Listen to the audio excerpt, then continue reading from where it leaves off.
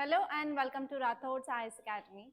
Today in this session, we are going to discuss current affairs of 6th August 2024. So let's get started. So here I am taking Delhi edition.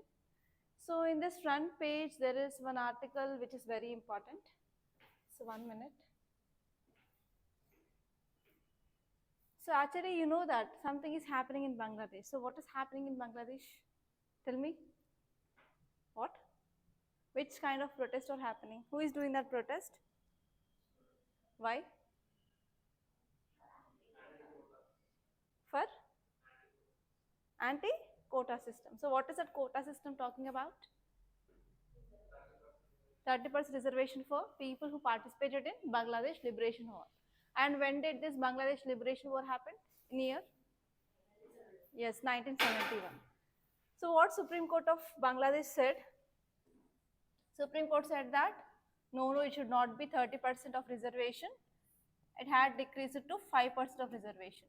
So even after Supreme Court gave the judgment of this Bangladesh, so government didn't took any action. Okay, so that what happened again, violence or protest erupted, and what happened, Prime Minister of Bangladesh fled to other country. So now my question is, who is going to take the responsibility of Bangladesh? Army chief. That comes under, do you know Article 34 of Indian Constitution? Okay, tell me about fundamental rights. From which article to which article? Huh? Fundamental rights articles.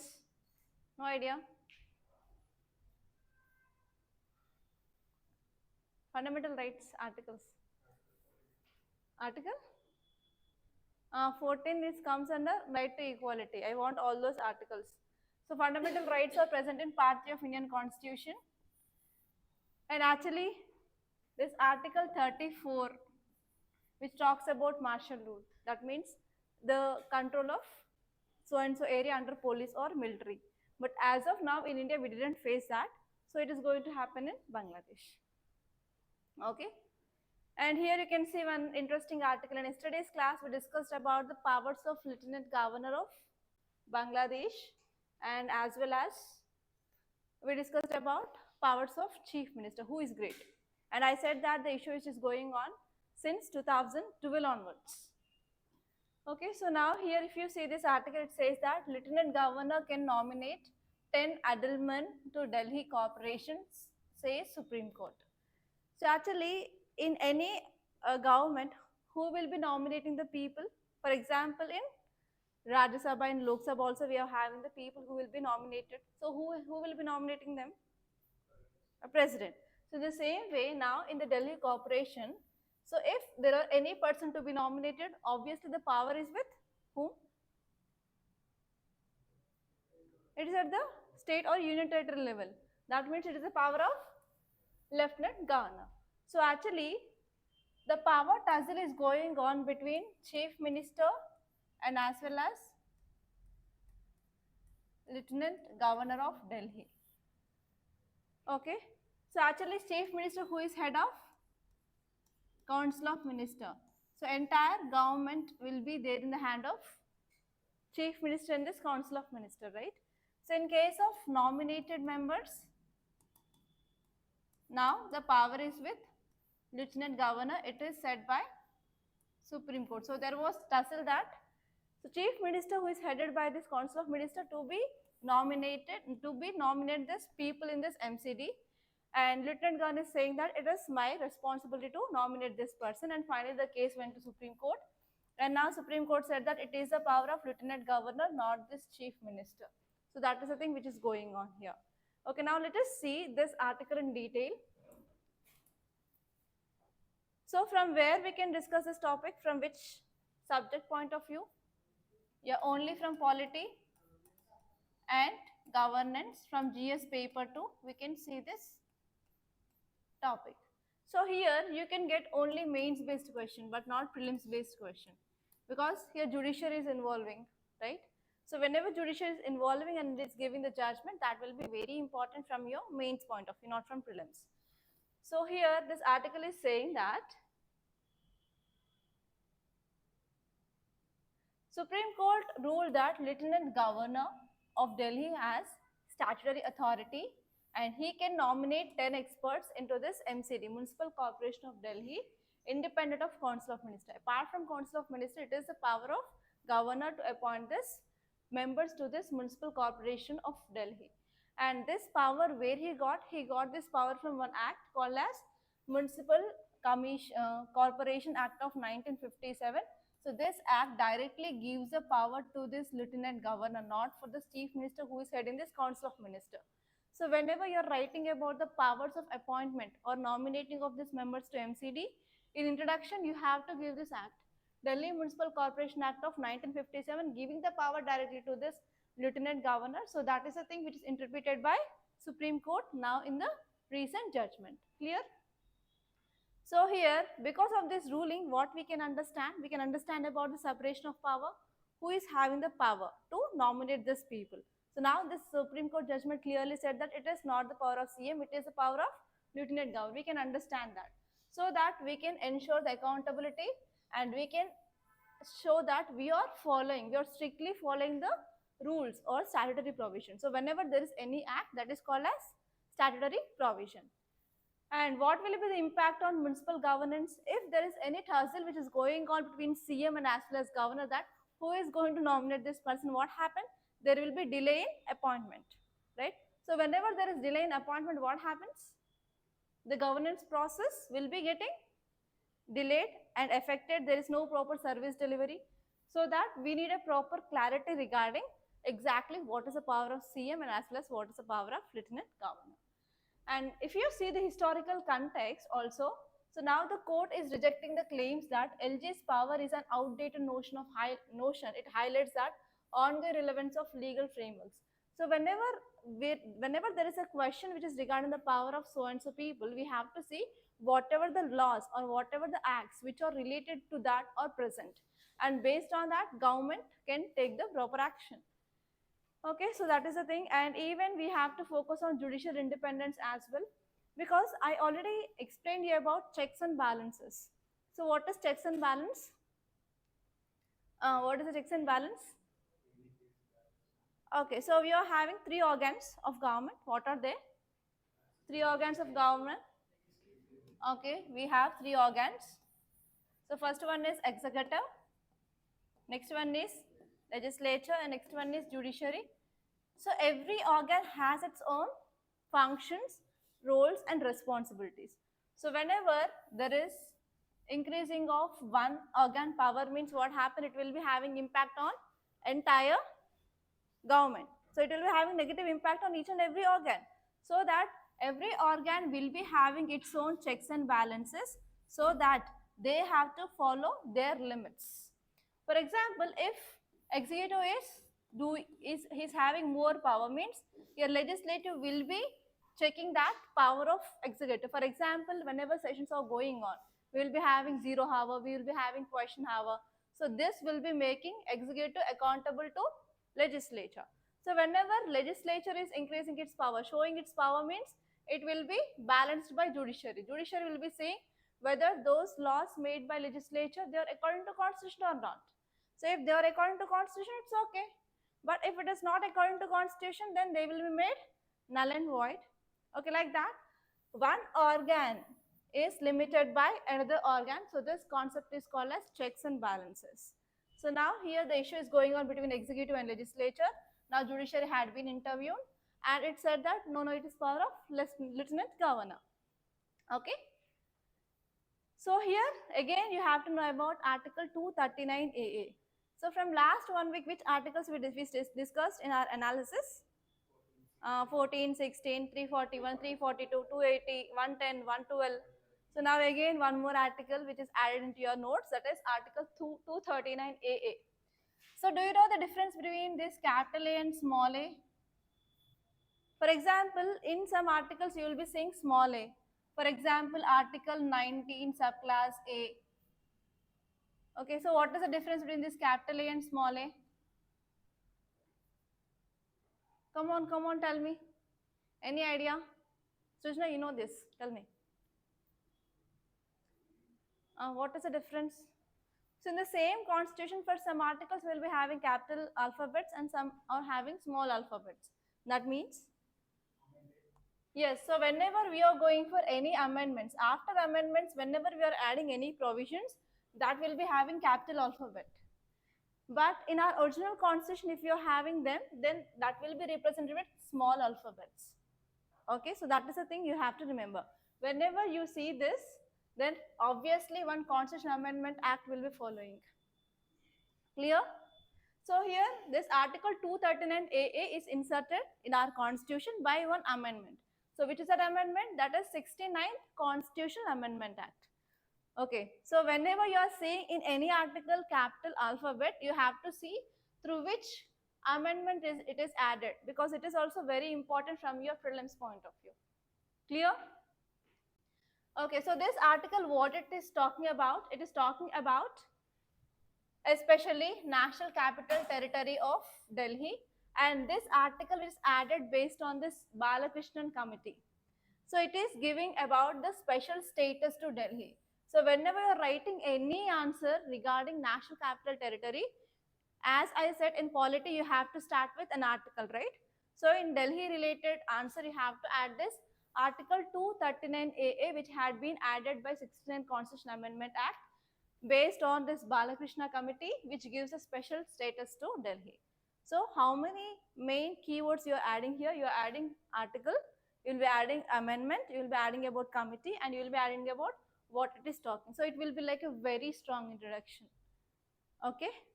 So in this way you have to enhance your introduction, especially in polity.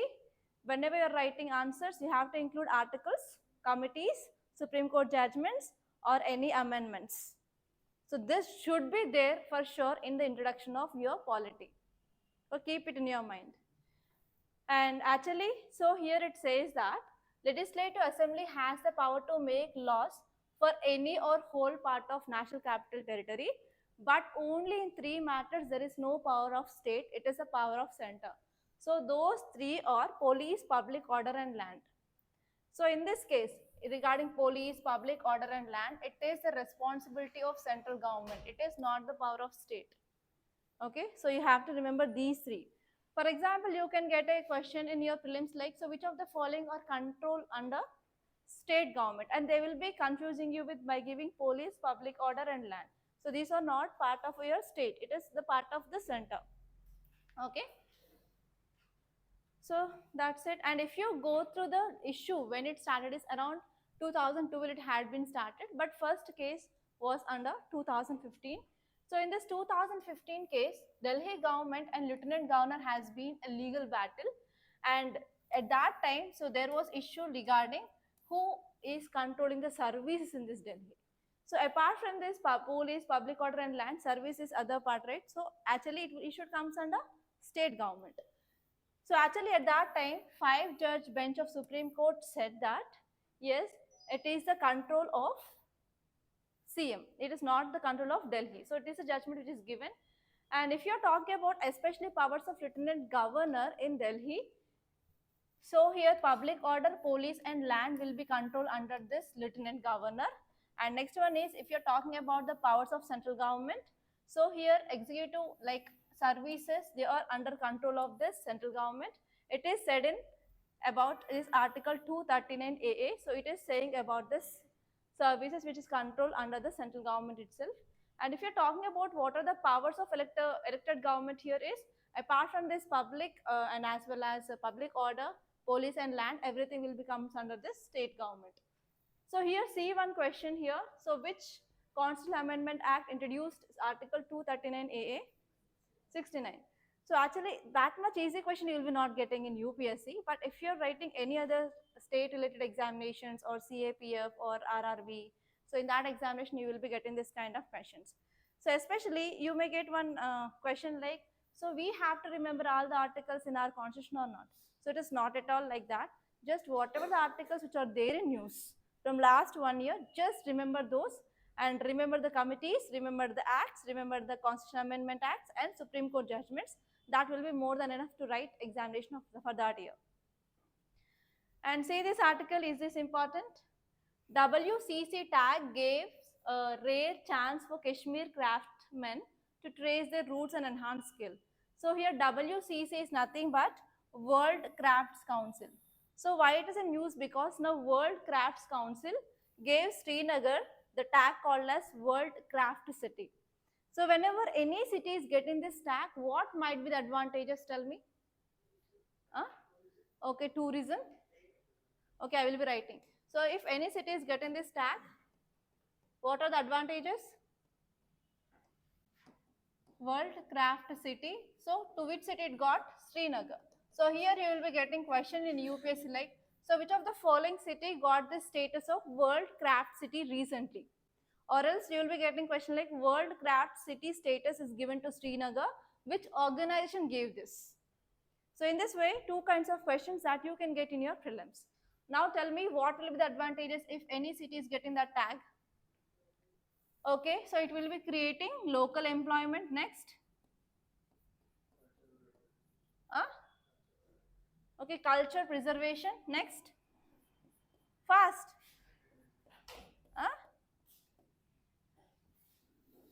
Come on, tell me. What will be the advantage?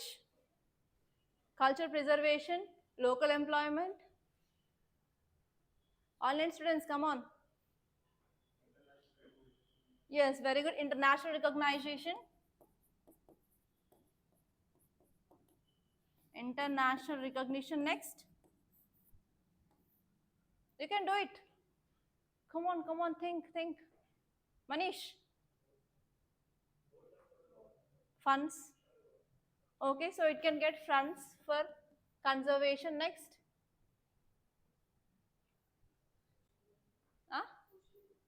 Okay, to some extent, social welfare. Come on, think. Yes, we can also get good infrastructure. Next. Yes, very good economic growth of that area. Come on, tell me. Economic growth, employment, cultural preservation. Next. International recognition, funds, social welfare. Next. Venkatesh, what happened? Think, you can.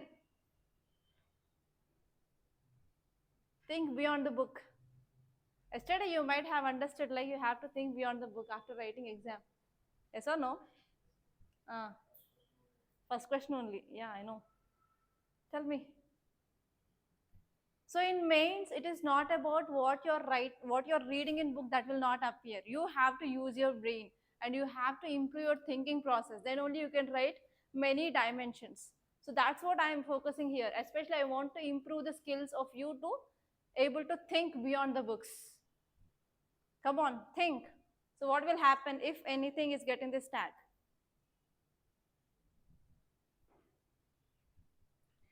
Okay, so tell me at least from which subject we will be reading this? Okay, GS paper 1 under art and culture. Next. Yes, from economics. From economy from GS paper 3. Next. See this and tell me. Come on, you can. GS paper 2 IR so that we can get international markets. Next. Yes, society. GS paper 1 and 2 we have social issues and society. Next. So can we add with governance so that government can be providing some funds for increasing of local schemes? Next. Employment again, economy. Infrastructure is also economy. Next, can we connect with geography? So you have to know the important areas in India which already got this World Crafts City tag, so that you will be having a list of areas which got. So here one more question you can get here is, which of the following cities already got the tag? And in that they will be adding Srinagar also. So for that you have to know earlier in which areas we already got this tag. Yes or no? Are you linking the points? Are you connecting the dots where the question can be asked in the UPSC?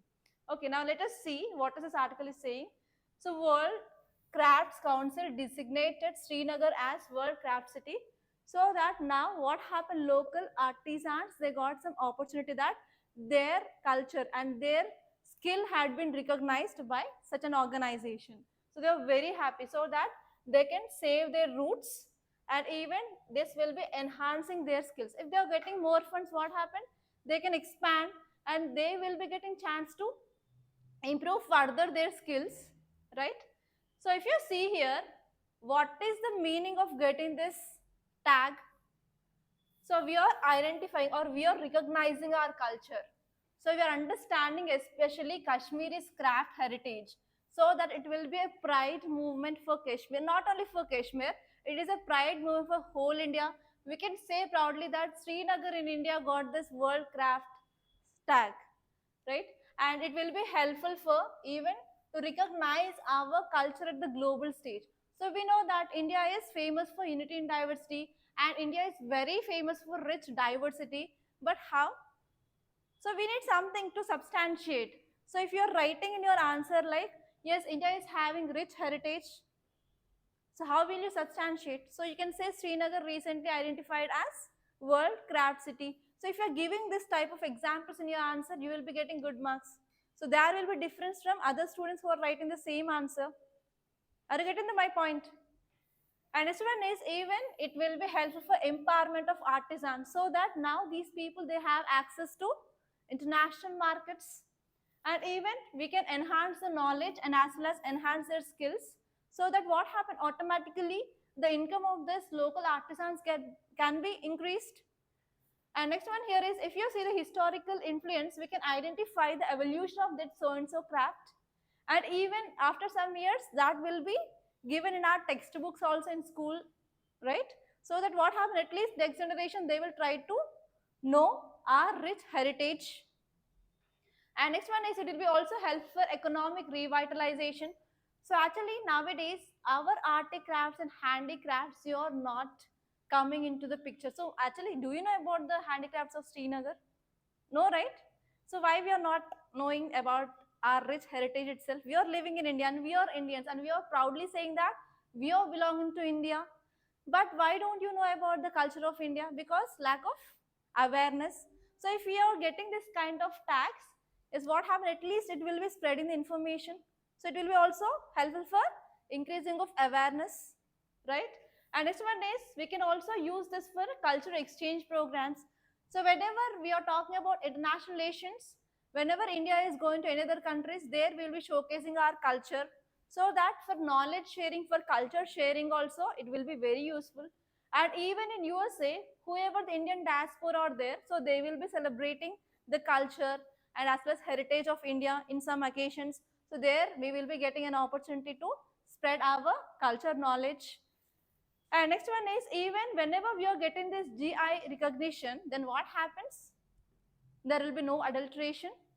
And what happens? So here the people in that region, they can increase the price of that products, so that they will be having sustainable income and as well as employment opportunities. Clear? So what are the points you said are there here or not? Around 80%. So what are the points you have missed? You have to remember that. So what is this WCC? So from this WCC also there is a high chance of getting question from facts, from current affairs. So this WCC is a non-profit organization. So in statements they will be giving you like intergovernmental organization. So it is not at all a government organization. It is not for profit, means nothing but NGO. Okay, and next one is it is affiliated by UNESCO. You have to remember that.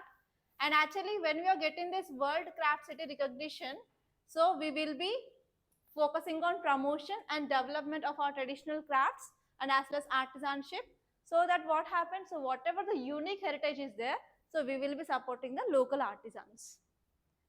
Okay, so now you have to know about what is significance of getting this designation. So first one is, as I said, we can get international prestige. Next one is economic benefits. In economic benefits, you can write about tourism, you can write about investments, you can write about increased markets, and even it will be benefiting local artisans, local people income. So all these things you can write under economy. And next one is culture. Yes, we are having rich culture. So this traditional crafts can be, that knowledge can be given to the at least future generations. And next one is we can give the support for this artisans. Whenever they are getting funds, they will be helpful for increasing of training and as well as improvement of skills, and they can develop some new things. And next one here is promotion of innovation. So what are the techniques out there? So they can add some more creativity and they can make sustainable goods. Clear? No doubts? So if you get any mains question regarding this, can you write now? At least five points with examples. So what are the benefits? Take down the question. Take down the question. Fast.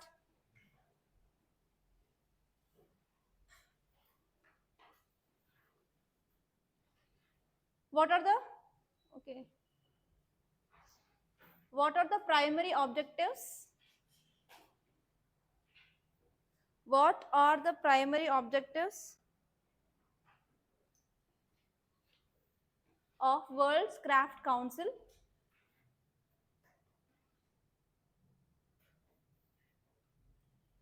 And give a note on benefits and give a note on benefits of getting World Craft City status.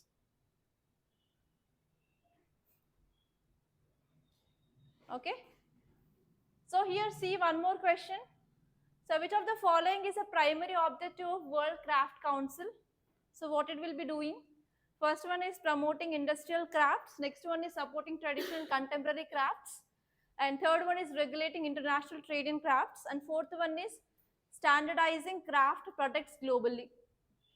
So I think 2 or 3 options are looking alike. Huh? It is supporting traditional as well as contemporary crafts. Next one. The World's Craft Council designates cities as craft cities based on what criteria? Option A is economic output. Option B is craftsmanship, heritage, population size, geographical location. Now you will be saying. So the same question I will be asking after 3 months. Okay, remember this. And see this article, decision on Kasturi Rangan report after consulting with cabinet. So what is this Kasturi Rangan report is related to? Okay, so it is talking about especially Western Ghats. So why we are talking about Western Ghats from last 1 week? Okay, landslides in Kerala and as well as even in Karnataka. So tell me, in which states it is moving, or in which states we can see this Western Ghats?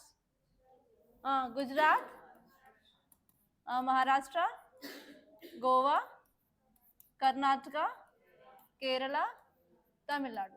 So now in which states we are having these landslides? So in Kerala and Karnataka we are having landslides. So what we have to do? What we have to do? So in earlier classes we discussed about the dimensions from geography, environment, economy, society, disaster management, everything we discussed in yesterday's class itself. Okay. Now tell me about the committees related to this Western Ghats. Which are the committees? So we have 2 important committees. The first one is Kasturi Rangan Committee and next one is Gadgil Committee. So actually this article is talking about implementation of Kasturi Rangan. So I think 2 days ago we discussed this topic, like Karnataka government came up with a draft of implementing the new rules of Kasturi Rangan recommendations to be implemented in that state. So now again the same article is there. So tell me from which subject we will be discussing this? Okay, from geography, GS paper 1. Next one is Vilasar subjects. Tell me one by one. GS paper 3, environment and ecology. Next one is GS paper 3, disaster management. And again GS paper 3, economy we can see. And GS paper 1 and 2, society and social issues. And next GS paper 4, ethics. So in ethics there is a very high chance of getting a case study and you have to be prepared. Like if you are a DM, so what are the steps that you are going to take to address this kind of disasters? And there you have to see pre-disaster step, during disaster step and after disaster. In post-disaster you have to give both long-term and as well as short-term measures. So you have to make a list of that. Okay, take down the question. list out pre-disaster, list out pre-disaster, comma during disaster and post-disaster steps to address the problem of landslides. Pre-disaster, during disaster and post-disaster steps to address the landslides. So from today onwards, I am going to check your answers for sure. Okay, so whatever the homework I am giving, so you have to do that. From tomorrow onwards, I will be checking after one science and technology class is done. And I will be also insisting science and technology sir to give at least minimum 2 to 3 mains question for sure every day. So again, we'll be starting our practice that you had lost from last 1 month. Okay, let us see this article. So what is this article is saying that Karnataka Forest and Environment Minister, who is Karnataka Forest and Environment Minister? Karnataka guys? No idea. Ah, very good. So Karnataka Forest and Environment Minister, his name is Ishwar. Do you know him? At least have you seen in the news? Huh? No idea. You should have at least some idea about your state, what is going on in your state. Okay, even if you're not staying in your state also, you have to look at your state issues. Because in interview, you will be getting questions on your state only. They will not asking questions of Hyderabad. Okay. So Karnataka Forest and Environment Minister announced that the state will decide on implementing center draft notification, which is regarding this Kasturi Rangan Committee on Western Ghats after consulting state cabinet and political leaders. So actually, before 2 days itself, they announced that we are going to implement this draft, and that is based on this Kasturi Rangan Committee. So if you are writing an answer regarding Western Ghats, you have to write introduction. That should be started with this Kasturi Rangan Committee because it is in news. So if you are writing in that way, then examiner will be understanding that you are having intact contact with the current affairs, so that you will be having a wider view than compared to the other students. So with introduction itself, you have to make them to attract towards yourself. So if you are writing a very good introduction with these committees, obviously you will be getting good marks. So this kind of things that you can do in GS paper 2 and GS paper 3. Okay. And here, this article is saying that whenever central government is giving draft, so the state government need to be acting according to that. So where we can connect this relationship between center and state? It is related to federalism. So if you are having a proper consultation and proper guidelines are given by center, which is followed by the state, we can ensure proper cooperative federalism, cooperation between center as well as state, so that we can at least minimize this kind of disasters in the future. Okay, so the next one here is, we understand that whenever we are not following the recommendations of any other committee regarding ecologically sensitive region, so this Western Ghats is considered as ecologically sensitive region. Why? It is having a very rich biodiversity. But whenever you are not following the recommendations, whenever we are not having any idea like which area is vulnerable, which kind of disasters we are going to get, if we are doing some activities which are not focusing on environment sustainability, means yes, we need to face the impact. That impact now we are facing in Karnataka and as well as Kerala. And so whenever you understand the environmental impact, so we have to focus on environmental awareness. Okay. And next one here is community awareness is very important, because so this committee is saying that around 1,576 villages, they are having vulnerable to this environmental policies and illegal mining and as well as deforestation which is going on here. So we have to create proper awareness about the communities, like which vulnerabilities they are going to get if they are not following this environmental policies. And next one is, even there is a concern regarding livelihood, because whenever we are seeing like encroachment. So what is the meaning of encroachments? Illegal building or illegal construction without proper license. So because of this encroachments, what happened? There will be imbalance between environmental protection and as well as livelihood security. And next one here is, even there are some political concerns. So why this illegal mining, everything is going on? Because there is a political nexus between politicians and as well as this illegal doing business, right? So because of that, what happened? This kind of issues will be arising. So we have to control this political consensus as well. So how? We have to go for proper strict implementation of rules, and whatever the laws are there, we have to enforce them properly, proper implementation. And next one here is we have to focus on even future implications also. Like if we are not following this Kasturirangan report, so how our environment will be facing further more challenges. We have to see that as well. Okay, so do you know what is the meaning of this eco-sensitive areas in environment? You might have studied eco-sensitive areas. Come on, come on. Eco-sensitive areas. No idea. At least any guess? You can guess. Nursing after many days. Manish, what is the meaning of eco-sensitive areas? Ecology. What is ecology? Ecology is the study of what is ecosystem? Place where biotic and abiotic interactions. Okay. Next. Come on, you can.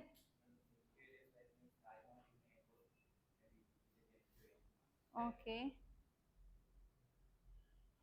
Name itself is saying no, sensitive. What is the meaning of sensitive? Uh? Yes, of course. Yes, vulnerable areas. So actually, it is saying that whenever we are taking any protected areas, so protected areas examples like national parks or any wildlife sanctuaries or any so and so biosphere reserve area. So around this so and so area till 10 kilometers, there should not be any activities. That is called as eco-sensitive areas. So who will be notifying them? Which ministry?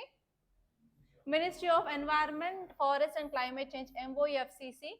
So under which act? Environment Protection Act of 1986.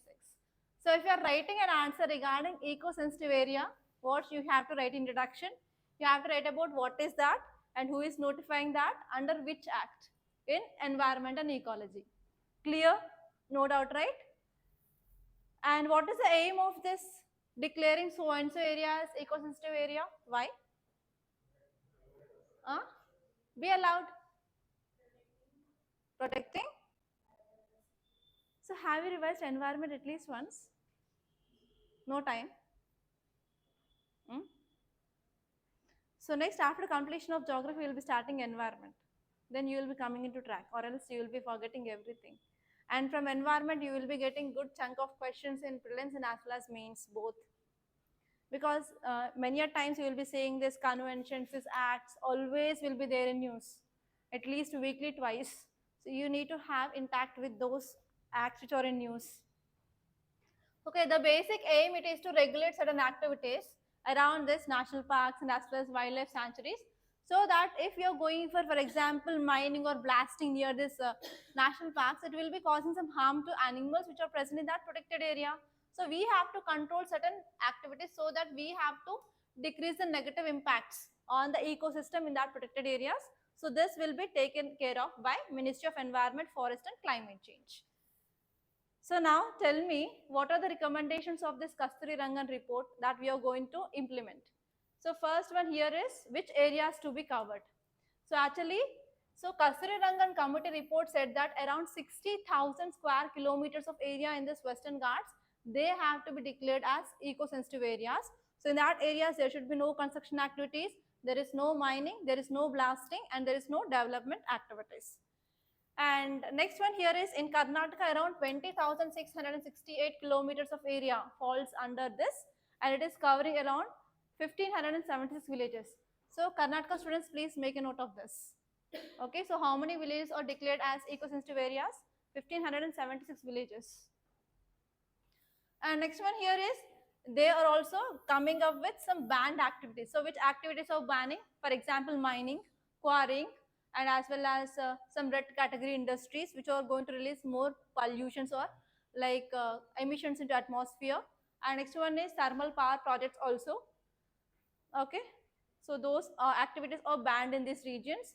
And even UNESCO tag. So UNESCO heritage tag is an opportunity to build global and as well as domestic recognition for natural wealth. So even Western Ghats, they are also recognized as UNESCO's heritage tag. And especially in these 6 states, 39 sites are got already this UNESCO tag. So in Kerala, they are having 19 areas. in Karnataka 10, Tamil Nadu 6, in Maharashtra 4. Okay, so for the protecting of this UNESCO's tags also we need to have this eco-sensitive regions, and that had been recommended by Kasturirangan committee. And what is the role of state government? State government need to protect, conserve and the value of resources in that region. Okay, so these are the recommendations given by Kasturirangan committee. So if you are getting any question like, so what is there in that draft means you have to add this 4 with examples, then your answer is done. Clear? Okay, so see this image once. So the states where this Western Ghats is moving, Gujarat, Maharashtra, here we have Goa and Karnataka, Kerala region and Tamil Nadu, Kerala and Tamil Nadu. So in this region we have this Western Ghats. And next topic, let us see. Oh shit, what happened? Okay, see this article, issue of institutional violence, addressing it. So read the title and tell me what might be the issue which is discussed here. Read the title. Issue of institutional violence. What might be? At least guess. You are intelligent, right? Tell me. Kamarji.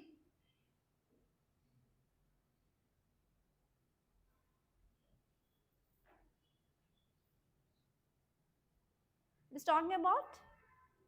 At least guess. Violence against women. It is talking about violence against women. Okay, now it is your work. Tell me from which subjects we can connect this. Violence against women.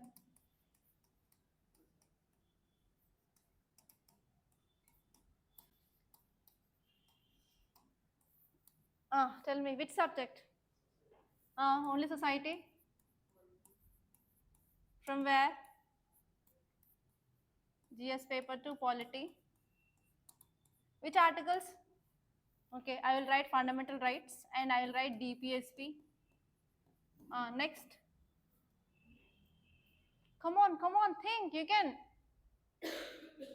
Huh? How? Okay. GS1 history, next. History, you are talking about evolution. Next. Come on. Think. Give some work to your brain, or else it will be in neutral state. Huh? In which state? Okay. Okay, in which state? GS1 geography. Okay, next. Okay, governance GS paper 2 regarding acts or policies. Okay, next. Online students, next. Ethics. Okay, I will add that dimension. Next. Okay, so these are the subjects. Now let us see one by one. So tell me, what are the causes of women violence or violence against women? Boys, tell me, what are the causes? I'll become a feminist for next 10 to 15 minutes. Come on, what are the reasons for violence against women? Or at least tell me places where violence against women is happening. Huh? One by one. Huh? One by one. Yes, workplace. Okay, workplace. Next colleges. Okay, next schools. Everything will come to the society, no. Okay, next. Okay, now tell me, what are the causes of violence against women? Domestic violence. Come on, fast. Time is running out. Sir will come by 9:30 exactly. It's already 9:15. I can't complete. Yes, patriarchal society. Next. Yes, discrimination. Next. Come on, fast. Come on. Yes, alcohol and drugs.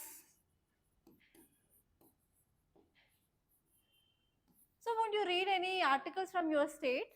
If you read them, many reasons are there. Tell me now. Yes, dowry. Yes, female infanticide. Very good. Yes, very good. Child marriage. Lack of education. Next. Come on, think. It is a normal problem, no. Without any knowledge, also you can say rough, 5 to 10 causes. Come on. Yes, lack of awareness about their rights. Very good.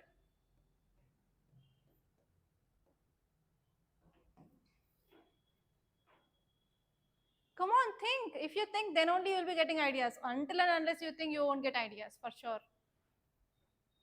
Pamida, Nadisha. Okay, let it be. I will discuss this article. So we will be having discussions in our discussion classes, okay? In division classes, we will be having discussions. So actually, this article is talking about institutional violence cases are increasing against women in India. And wherever you go, there is no proper women's safety. So you are going to become civil servants.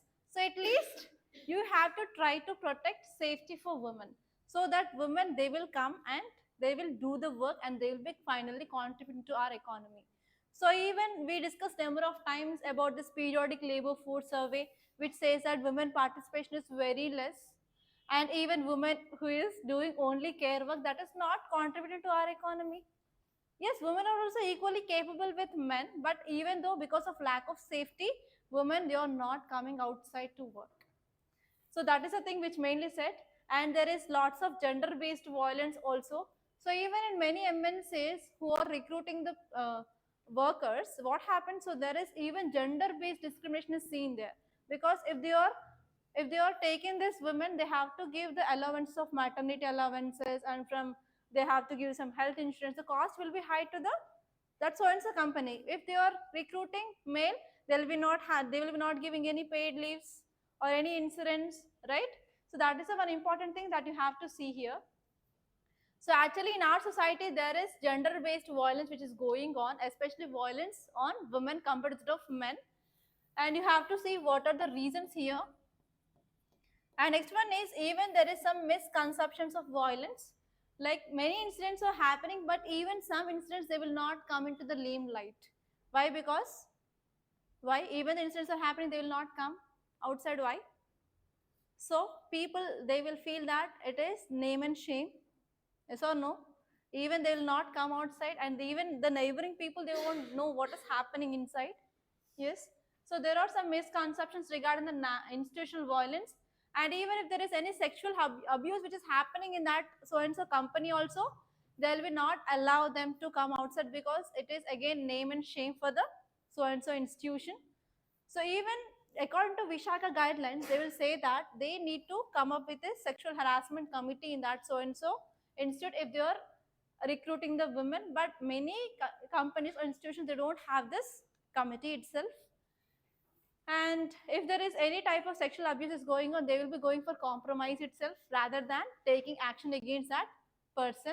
So that is also one more important issue we have to take care of. Okay. And actually, why we are having this kind of incidents? Because there is no proper data. Because if the cases are recorded, then we'll be having proper data. But there is no proper FIR filing, or there is no one is coming and giving. And actually, do you know about this Me Too movement? Me Too, which had been very viral in social media. What is that Me Too movement? Uh, Me Too movement, no idea. In social media, Facebook. Yes, girls who went to sexual harassment, they used to share their experience, and by that, what happened? The cases had been booked. So that you have to know, like, what are the policies of government which is focusing on women empowerment and to reduce this. For example, she teams. So like that, you have to collect the data regarding this. This article is not saying much, but I collected some data.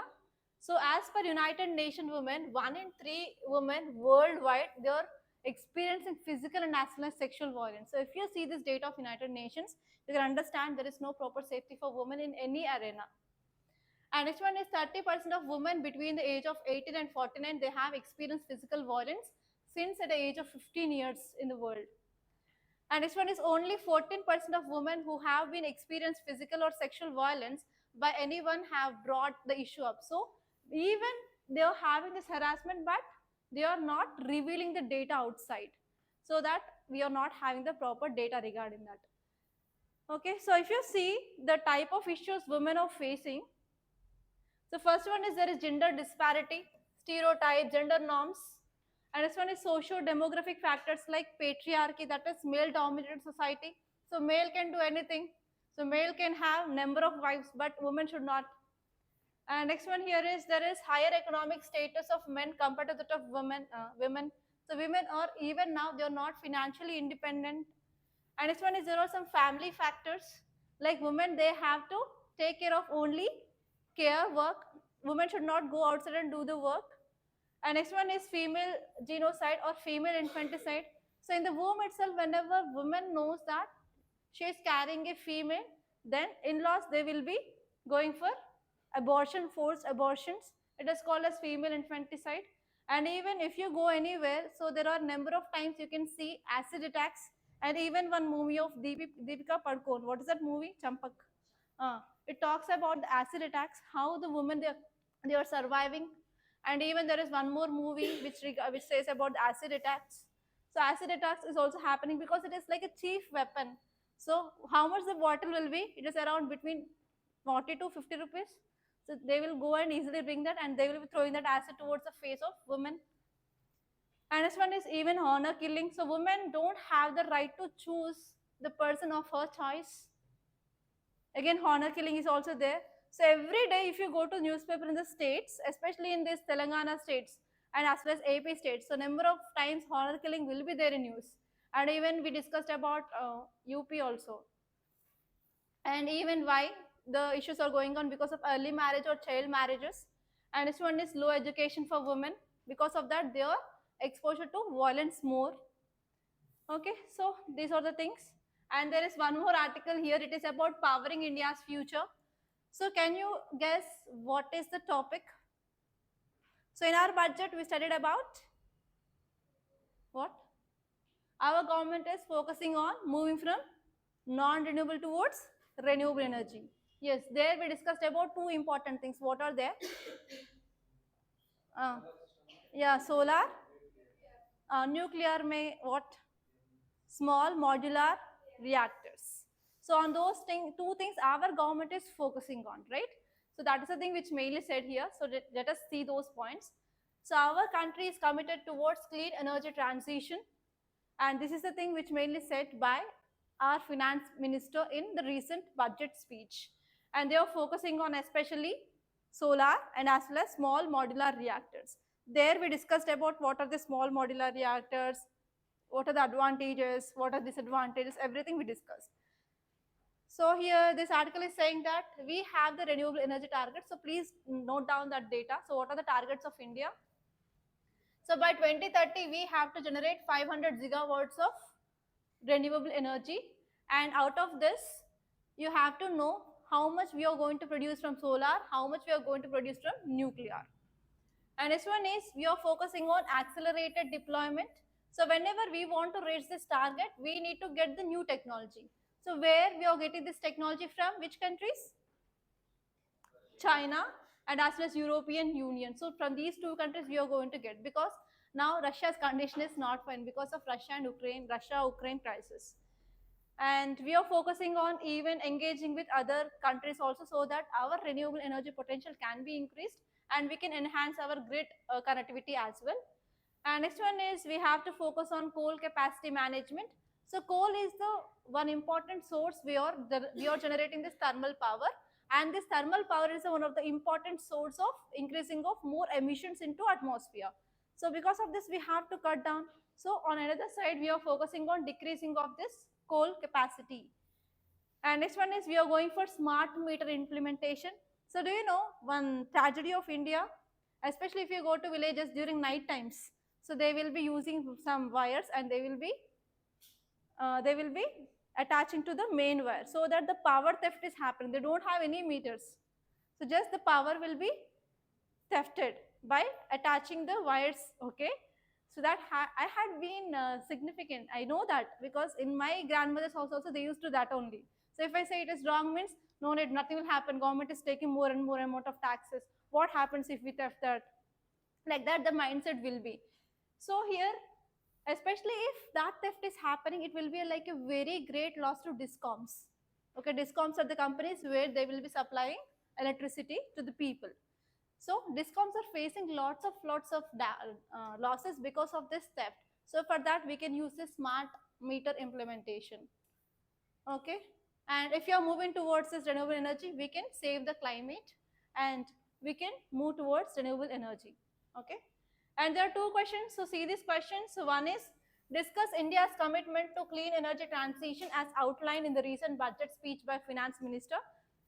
You have to see the challenges that you're facing in the clean energy goals. So when we want to move towards non-renewable to renewable energy, what are the challenges we are having? So that challenges you have to make a note. And next one is, discuss the issue of institutional violence in India, and you have to see causes and what are the impacts. And next one is, you have to give the measures to address this problem. So you can write, right? No problem, right? So these are the important topics that appeared in our today's Hindu newspaper. So by this I'm concluding. Thank you so much.